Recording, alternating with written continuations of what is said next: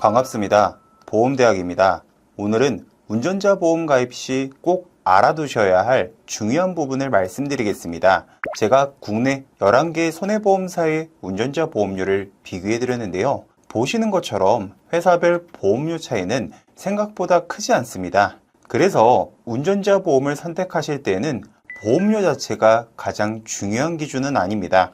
운전자 보험이라고 해서 전부 똑같은 건 아닙니다. 가입 시기와 선택한 상품에 따라 어떤 경우에는 보상이 가능하지만 또 어떤 경우에는 전혀 보상이 되지 않을 수도 있습니다. 그래서 저는 오늘 이런 세부 조건까지 꼼꼼히 비교해 100점짜리 운전자 보험 설계안을 공개해 드리겠습니다. 보험 광고는 광고 심의 기준을 준수하였으며 유효기간은 심의일로부터 1년입니다. 사례를 하나 들어보겠습니다. 신호 위반으로 인해 상대방이 전치 7주의 부상을 입었습니다. 피해자는 합의금으로 6천만 원을 요구했고 만약 이를 받아들이지 않으면 합의는 절대 없고 오직 처벌만 원하겠다고 강경하게 입장을 밝혔습니다. 이렇게 원만한 합의가 어려운 상황에서는 공탁 제도를 활용해 법원에 공탁금을 넣는 방법이 있습니다. 이 경우 운전자 보험의 교통사고 처리지원금 담보에서 보장을 받을 수 있는 상황이 되는 거죠. 예를 들어 1번, 2번 회사의 경우 교통사고 처리지원금에서 최대 4천만 원까지 100% 선지급이 가능합니다. 반면 3번, 4번 회사는 동일 상황에서 2천만 원까지 선지급을 받을 수가 있습니다. 이처럼 같은 운전자 보험이라도 가입한 상품과 회사에 따라서 보장 조건이 크게 달라질 수 있습니다. 오늘 영상에서는 2025년 최신 운전자 보험 비교 자료를 기반으로 어떤 회사가 가장 유리한 조건을 제공하는지 그리고 실제 설계안과 보험료까지 모두 공개해 드리겠습니다. 저는 세부 약관까지 직접 비교 분석하여 운전자 보험을 설계했고 이미 운전자 보험을 가입하신 분들은 이번 영상을 통해 점검받아 보시길 권해드립니다. 또 새로 가입을 고려 중이신 분들도 이번 영상을 꼭 참고하셔서 조건 좋은 운전자 보험으로 준비하시기 바랍니다. 두 번째 사례를 보겠습니다. 한 운전자가 차량을 잠시 정차한 뒤에 급하게 내리더라 기어를 드라이브에 둔 채 하차했다고 합니다. 그 순간 차량이 앞으로 움직이면서 지나가던 행인을 그대로 들이받아 중상의 사고를 입히는 사고가 발생했죠. 이 경우는 운전자가 차량에 탑승하지 않은 상태에서 발생한 비탑승 중 사고에 해당합니다. 일반적인 교통사고와 달리 운전자 보험 약관에 따라 보장 여부가 달라질 수 있는 상황이죠. 이런 경우 2024년 4월 이전에 운전자 보험을 가입하신 분들은 약관상 보장을 받을 수가 없습니다. 하지만 현재 출시된 운전자 보험이라면 해당 상황에서도 보장이 가능하죠. 뿐만 아니라 요즘 운전자 보험은 급발진 사고나 전기차 화재 사고로 인해 발생한 법률 비용까지 보상 범위에 포함시키고 있습니다.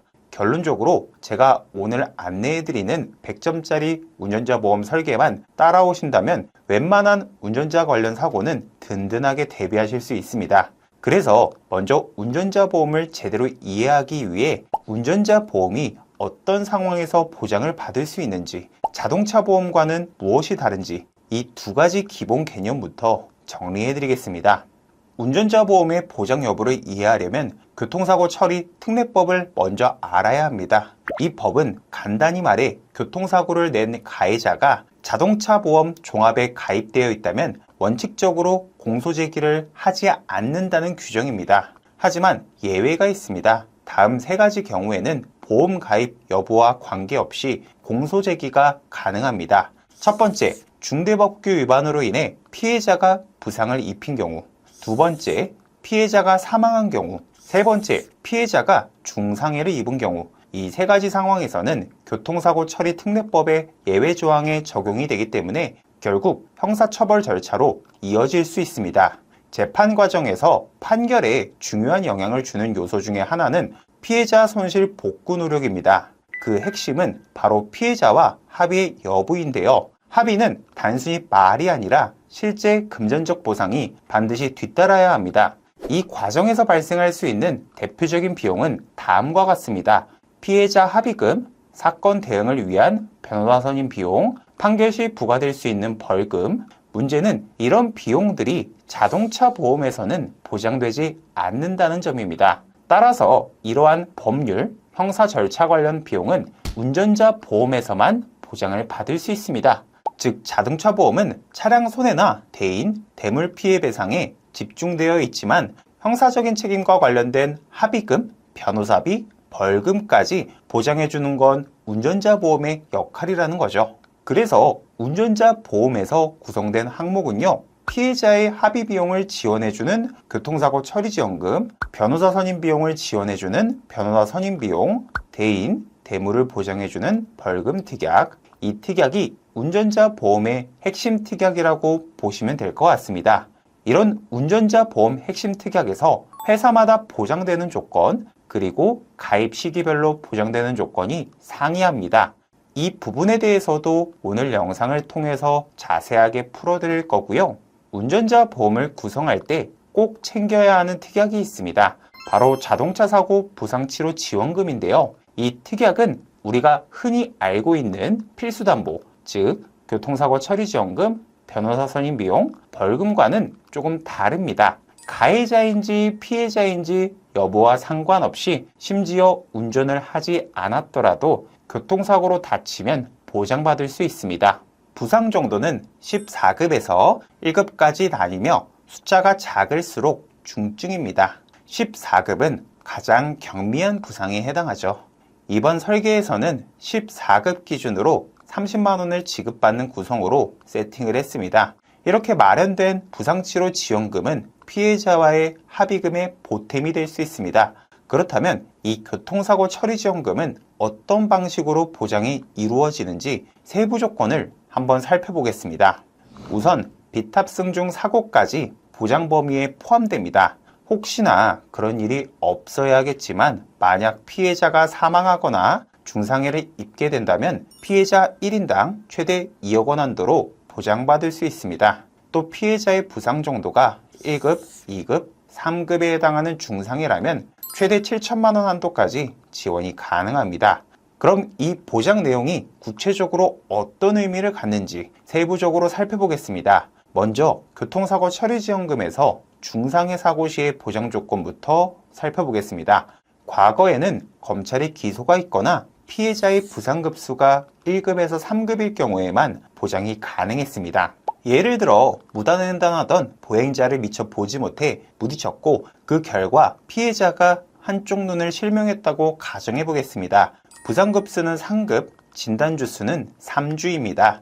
이 경우 중상해에 해당되어 5천만 원의 형사합의를 했는데 실무상 후유장의 50% 이상이면 중상해로 인정되기 때문입니다. 중상해에 해당하므로 형사 합의가 이루어졌지만 교통사고 처리 특례법상 반의사 불벌죄에 해당돼 피해자가 처벌을 원치 않아 검찰은 기소하지 않고 공소권 없음으로 사건을 종결했습니다. 따라서 피해자 부상급수가 1급에서 3급이 아니고 검찰 기소도 이루어지지 않았기 때문에 기존 조건이라면 교통사고 처리지원금에서 중상해 요건에 해당되지 않아 보장이 불가능했던 것입니다. 그런데 오늘 보여드릴 자료들은요, 부상급수가 1급에서 3급이 아니더라도 검찰의 송치가 되지 않았더라도 7천만 원 한도 내에서 보장을 받을 수가 있습니다. 차를 세운 뒤 급히 내리면서 기어를 뒤에 둔 채 하차했다고 합니다. 결국 비탑승 중 사고가 발생한 상황이죠. 2024년 4월 이전에 가입하신 분들은 이 경우 보장을 받을 수 없지만 이번 플랜은 변호사 선임 비용과 교통사고 처리지원금 등 비용 지원 담보가 비탑승 중 사고까지 포함돼 보장됩니다. 또 한번 사례를 살펴보겠습니다. 신호위반으로 인해 피해자가 전치 7주의 부상을 입었습니다. 피해자가 합의금으로 6천만 원을 요구했고 이를 받아들이지 않으면 합의는 없고 오직 처벌만 원한다고 합니다. 합의가 쉽지 않아 법원에 공탁금을 넣으려고 하는 상황인데요. 이 공탁금이 교통사고 처리지원금에서 보상이 가능한지 여부를 확인해 보겠습니다. 이 특약은 최고 한도까지 보장이 가능합니다. 1억 원을 100% 선지급 받을 수 있으며 최대 1억 4천만 원까지 수령할 수 있습니다. 따라서 공탁금 선지급이 필요한 상황에서도 상당히 유리하게 작용하는 플랜이라고 보시면 됩니다. 공탁금 지급 조건도 상당히 좋습니다. 대인 벌금은 3천만 원, 대물 벌금은 500만 원으로 기본 설정되어 있고 변호사 선임 비용 역시 최대 5천만 원까지 보장이 됩니다. 이제 변호사 선임 비용이 구체적으로 어떤 방식으로 보장되는지 세부 내용을 살펴보겠습니다. 무단횡단 중인 보행자를 보지 못하고 그대로 충격해 중상해와 의식불명 상태에 이르게 했다고 합니다. 현재는 경찰 조사 단계인데 이 시점에서 변호사를 선임해도 될까요? 그렇다면 경찰 조사 단계에서 변호사를 선임할 때의 보장 요건을 한번 확인해 보겠습니다. 교통사고 처리 특례법에 따르면 중상해 사고의 경우 내 과실 여부와 관계없이 공소 제기가 가능하다고 규정되어 있습니다. 경찰 조사 단계에서도 변호사 선임이 필요한 상황인데요. 이 플랜은 조사 단계 중 선임을 해도 보장을 받을 수가 있습니다. 또한 피해자가 사망하거나 중과실 1에서 14급, 특히 1에서 3급 부상 시 100% 선지급이 가능하고 일반 사고도 부상 1에서 3급이면 100% 지급됩니다. 일반 사고 중상의 경우에는 70% 선지급이 가능해 변호사 선임 비용 선지급 조건이 상당히 우수하다고 볼 수 있습니다. 급발진 사고나 전기차 화재 사고와 같은 특수한 상황에서도 법률 비용을 보장하는 담보를 함께 구성할 수 있습니다. 교통사고 처리지원금, 공탁금 선지급, 그리고 경찰 조사 단계 중 중상해 사고 발생 시에도 변호사 선임 비용 3천만 원 한도로 보장이 됩니다. 변호사 선임 비용의 선지급 요건도 매우 우수하며 교통사고 처리지원금과 중상해 사고 보장 조건 역시 상당히 뛰어난 수준이라고 보실 수 있습니다. 여기에 하나 더 저희가 비교 분석을 진행했었는데요. 현재 운전자 보험 시장은 경쟁이 치열해져서 대부분의 상품이 우수한 보장 조건을 갖추고 있습니다. 그렇지만 저희 보험대학 추천 플랜은 약관 세부 내용까지 면밀히 검토하여 소비자에게 가장 유리한 플랜을 선정하고 있으며 타 상품과 차별화되는 약관상의 차이가 존재합니다. 교통사고 처리지원금은 피해자의 부상 주수에 따라 합의금의 한도가 달라집니다. 예를 들어 부상 주수가 42일에서 69일 사이라면 최대 2천만 원까지, 175일 이상이면 최대 1억 5천만 원까지 보장을 받을 수가 있습니다. 그런데 처음에는 피해자의 부상 주수가 140일에서 174일로 진단되어 1억 한도로 보장이 적용되다가 부상이 악화되어 175일 이상으로 변경되는 경우가 있을 수 있습니다. 이때는 기존 1억 보장 한도가 1억 5천만 원으로 상향됩니다. 이러한 추가 진단에 대해서 3개 회사만 명확하게 보장된다는 문구가 있고요. 나머지 회사는 명확하게 보장이 된다는 문구가 없습니다. 그래서 이러한 세부 약관 내용까지 비교해서 추천드리는 플랜입니다. 40세 남성은 13,918원, 40세 여성은 13,000원이면 충분하고요. 만약에 운전자 보험 추천 플랜, 현 시점으로 가장 좋은 상품, 가장 보장 조건이 유리한 상품, 우리 소비자분들께서 알 수 없으니까요. 저희 보험대학 카카오톡 채널이나 아니면 위에 번호로 말씀해 주시면 현재 기준으로 세부 내용 약관까지 비교한 추천 플랜을 안내해 드리도록 하겠습니다. 매월 매주마다 변경되는 내용을 보험료뿐만 아니라 상품의 세부 내용 약관까지 분석해서 가장 최선의 상품을 추천해 드리고 있습니다. 운전자 보험뿐만 아니라 다른 상품이 궁금하시다고 하시면 정확하게 안내해 드리도록 하겠습니다. 오늘 영상 도움이 되셨다면 좋아요와 구독 눌러주시고요. 다음에도 유익한 영상으로 찾아뵙도록 하겠습니다. 끝까지 시청해 주셔서 감사드립니다. 본 광고는 광고 심의 기준을 준수하였으며 유효기간은 심의일로부터 1년입니다.